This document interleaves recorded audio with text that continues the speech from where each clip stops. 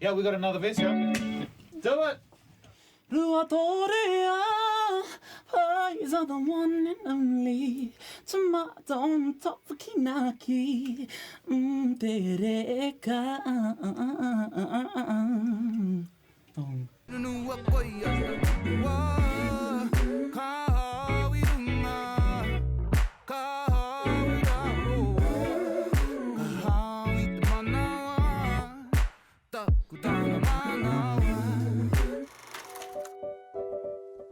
Day two, back into the studio, parachute. I think everyone's a bit more comfortable today, recharged, ready to smash it.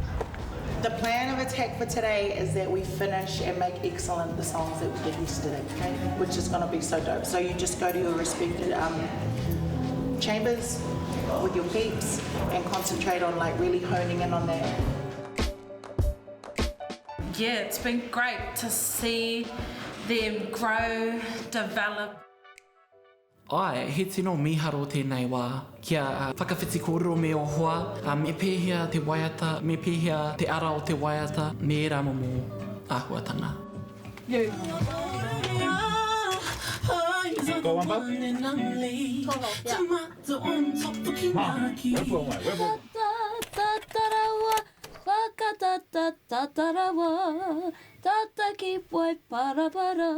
That's perfect for the best I'm gonna do.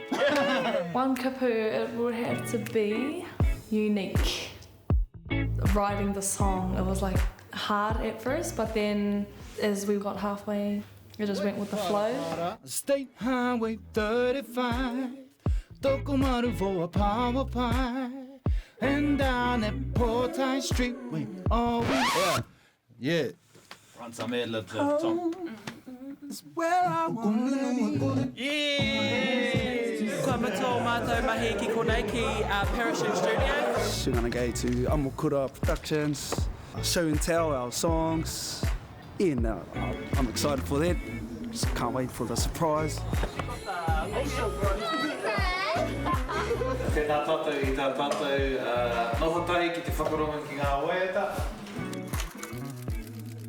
Personally, for me, this song is about, really coming back from a hard time, and finding my atua.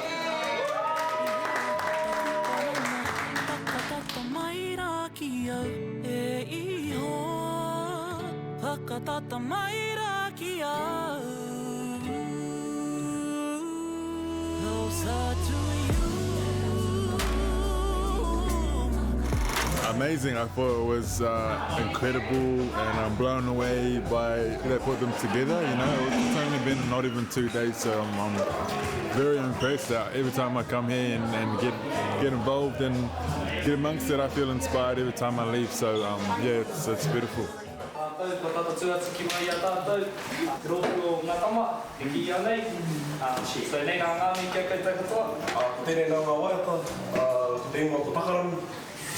I taka mai te rangi it's pretty random.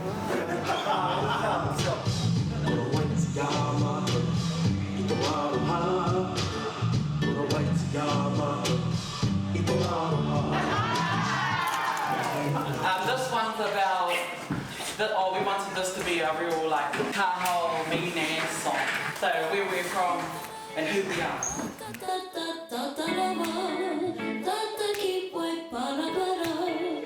White para para, State Highway 35, Tokomaru for a power pie.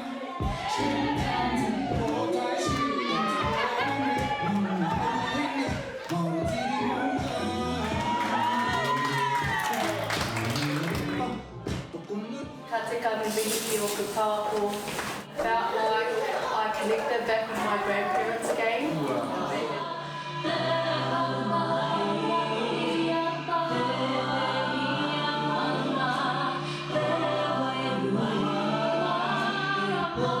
Being on this journey is going to make us grow up to be confident, because just sharing your whakaaro and your thoughts with your group is even hard, and once we start practicing that and once we start speaking our minds, I think we're going to grow up as strong Māori people.